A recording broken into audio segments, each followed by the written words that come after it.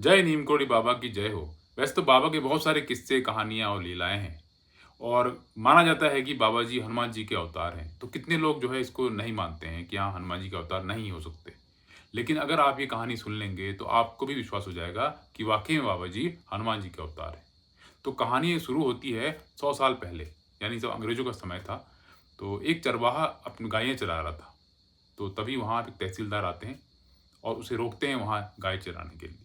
कहते हैं ये सरकारी ज़मीन है, तुम कहीं और जाओ। इसी बीच दोनों में धीरे-धीरे बातचीत शुरू हो जाती है और तहसीलदार बहुत दुखी होता है और कहता है कि मेरी कोई संतान नहीं है। चरवाहा कहता है कि दौसा के जो हनुमान मंदिर है वहाँ जाइए, वहाँ मन्नत माँगिए, वहाँ सारी मन्नत पूरी होती है। तो उस समय अंग्रेज़ों का समय था, तो बहुत सारे लोग इन चीज़ों पे भरोसा कम करते थे। कहते हैं कि जब इंसान दुखी होता है तो हर किसी की बात मान लेता है। कोई कहेगा बाबा के पास जाओ तो वहाँ चला जाएगा। कोई कहेगा वहाँ झाड़-फूँक है, वहाँ सही हो जाएगा तो वहाँ चला जाएगा। कोई कहेगा वहाँ डॉक्टर है तो वहाँ जाएगा। तो दुखी इंसान जो है हर किसी पे भरोसा कर लेता है। तो ऐसा ही तहसीलदार के साथ भी हुआ। कुछ दिनों बाद वो तहसीलदार हनुमान जी के मंदिर जाते हैं और मन ही मन मन्नत माँगते हैं हनुमान जी से। उनके चरणों में प्रणाम करते हैं और कहते हैं कि मुझे संतान का सुख दीजिए। और ये वादा करते हैं, ये वचन देते हैं हनुमान जी को मन ही मन कि अगर मेरा लड़का हुआ तो उसको मैं सारी उम्र आपकी सेवा में अर्पित कर दूँगा। तो उसके बाद फिर पूजा करके वो घर आते हैं और मन ही मन जो उन्होंने वचन दिया था हनुमान जी को, ये बात किसी को नहीं बताते, अपनी पत्नी को भी नहीं बताते हैं। तो फिर हनुमान जी की कृपा से 1 साल बाद उनके वहाँ पुत्र हो जाता है। तो पुत्र था विलक्षण बुद्धि वाला, बहुत ही कुशाग्र, बहुत ही बुद्धिमान। तो 5 साल की उम्र में ही उसे पूरी रामायण कंठस्थ हो जाती है। यानी पूरी रामायण का पाठ वो बिना रामायण देखे पूरा पढ़ देता था। और पुत्र का नाम उन्होंने रखा नारायण। धीरे-धीरे नारायण बड़ा होने लगा, लेकिन जो उनके पिता ने वादा किया था हनुमान जी से, वो उसे भूल गए। और मन ही मन उन्होंने हनुमान जी से क्षमा माँगी कि हनुमान जी मुझे क्षमा कीजिए, मैं आपको किसी और तरीके से इसको समझ लूँगा, लेकिन मैं अभी पुत्र को आपको समर्पित नहीं कर सकता। धीरे-धीरे दिन बीतने लगे और नारायण स्वामी के नाम से प्रसिद्ध हो गए। यानी नारायण स्वामी के नाम से वो जाने जाने लगे।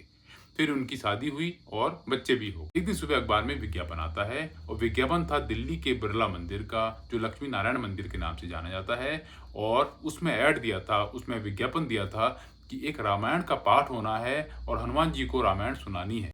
तो इसके लिए आप जो भी आवेदन करना चाहें कर सकते हैं। ये विज्ञापन दिया था उद्योगपति बिरला यानी जुगल किशोर बिरला जी ने। तो ये विज्ञापन नारायण स्वामी भी पढ़ते हैं और फिर तय करते हैं कि दिल्ली जाना है। तो दिल्ली आते हैं तो स्वामी जी देखते हैं कि बहुत लोग रामायण का पाठ कर रहे हैं और किताब खोल करके रामायण को खोल करके उसको देख के पढ़ रहे हैं। तो कोई सुर में कर रहा है, कोई गा के गा रहा है, कोई श्लोक बोल रहा है, यानी सबके अपने अपने तरीके हैं। वहाँ माहौल बिल्कुल भक्तिमय माहौल था। अब नंबर आता है हमारे नारायण स्वामी जी का। तो बिरला जी इनको देखते हैं। तो बिरला जी ने ये शर्त रखी थी कि पहले मैं सबका ऑडिशन मैं लूंगा, यानी उनका इंटरव्यू मैं लूंगा और सेलेक्ट जो हो जाएंगे वो जो है रामायण का पाठ करेंगे। तो सबका एक एक करके नंबर आ रहा था। तो हमारे नारायण स्वामी जी का भी नंबर आता है। तो नारायण स्वामी जी जब आते हैं, उनको तो रामायण कंठस्थ थी, उनको सारा रामायण का पाठ याद, सारे श्लोक जो है उनको याद थे। तो जब स्वामी जी का नंबर आता है तो स्वामी जी आते हैं और बिना रामायण की पुस्तक देखे रामायण सुनाना शुरू कर देते हैं। उनको देख के बिरला जी खुश हो जाते हैं और उन्हें सेलेक्ट कर देते हैं और कहते हैं कि अब इस बिरला मंदिर के पुजारी आप बनोगे। तो वहीं उनको रहने के लिए कमरा मिला, तो वहीं वो अपने बच्चे और वाइफ को ले आए। लाइफ बिल्कुल मस्त चल रही थी। इतने बड़े उद्योगपति से रोज मिलना हो रहा था। तभी कहानी में आता है ट्विस्ट। तो जुगल किशोर बिरला जी थे, उनके गुरु थे। उनके गुरु थे हमारे नीम करोड़ी बाबा कैंचीधाम वाले। तो वो उन दिनों रहते थे वृंदावन में। तो बिरला जी ने उन्हें बुलाया और कहा कि गुरुजी यहाँ आइए मंदिर में, और हम रामायण का पाठ करा रहे हैं और जो हमारे पंडित हैं वो बहुत ही सुरीला गाते हैं, बहुत ही मीठा मधुर गाते हैं। बाबा नीम करोड़ी जी मंदिर आ गए और नारायण स्वामी उनके सामने आए। उससे पहले ही बाबा ने कहा कि नारायण स्वामी को बुलाओ। अब बाबा ने कहा है तो बुलाना था।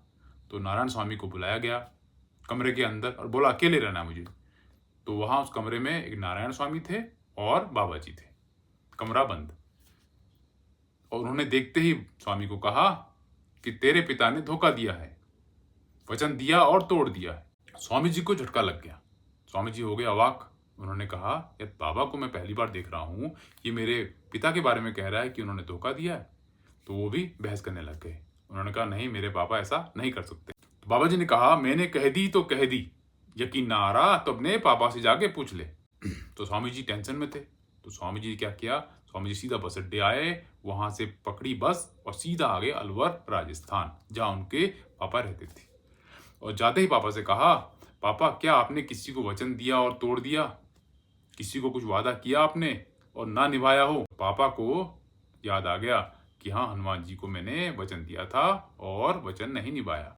तो नारायण स्वामी के पापा ने कहा कि बेटा, अगर बाबा जी ने ऐसा कहा है तो इसका मतलब वो हनुमान जी हैं, वो हनुमान जी के अवतार हैं, क्योंकि ये बात सिर्फ मैं जानता हूँ और हनुमान जी जानते हैं। उनके पापा ने कहा कि बेटा जा और उनके चरण पकड़ ले और उम्र भर उनकी सेवा कर। तो नारायण स्वामी उसी समय वहां से निकले और जो भी बस मिली सीधा दिल्ली आ गए बिरला मंदिर, और वहां चरणों में पड़ गए बाबा जी के और उनसे माफी मांगी और कहा, बाबा जी बताइए मैं क्या करूं? तो बाबा नीम करोली ने कहा कि इस लाला की चाकरी छोड़ और जा महरौली के जंगल में जो मंदिर है हनुमान जी का, वहां उनकी सेवा कर। अब देखिए, वो जो उद्योगपति थे जुगल किशोर बिरला जी, उनके शिष्य थे और वहां पुजारी थे। तो उनको कहा उन्होंने, इस लाला की चाकरी छोड़। तो नारायण स्वामी वहां से सीधा जंगल महरौली चले गए और वहां जो हनुमान जी का मंदिर था, खंडर जैसा हो रहा था, उसकी सफाई करी और पूजा पाठ में सेवा में लग गए। और बाबा जी ने यह भी कहा कि हर नवरात्रे में वहां भंडारा कराना। तो स्वामी जी ने कहा, जो आज्ञा। तो फिर वहां गए, पूजा पाठ करने लग गए और हर नवरात्रि में वहां भंडारा करते थे। कहा जाता है कि जो वहां दान पात्र था सो हनुमान मंदिर में, किसी ने भी वहां दान पात्र में दान करते हुए किसी को नहीं देखा, लेकिन फिर भी हर नवरात्रि में वहां भंडारा होता है और वो आज तक भंडारा हो रहा है वहां पे। तो यह हनुमान जी की कृपा कहिए या नीम करोड़ी बाबा जो हनुमान जी का अवतार जिन्हें कहते हैं, उनकी कृपा कहिए कि सब कुछ करने वाले हनुमान जी हैं। इसी तरह बाबा नीम करोली की बहुत सारी लीलाएं हैं, बहुत सारे किस्से कहानियां हैं और बहुत सारे भक्त हैं, और जितने भक्त हैं उतने किस्से उतने कहानियां। तो आपकी कोई भी मनोकामना है तो बाबा जी का नाम लेकर के उनके चरणों में वो मनोकामना कह दीजिए और मनोकामना पूर्ण हो जाती है। नहीं, आज की कहानी में इतना ही। अगर ये कहानी आपको अच्छी लगती है तो लाइक, शेयर और सब्सक्राइब जरूर कीजिएगा। फिर मिलते हैं नई कहानी में, तब तक के लिए जय बाबा नीम करोली की जय, कैंची धाम।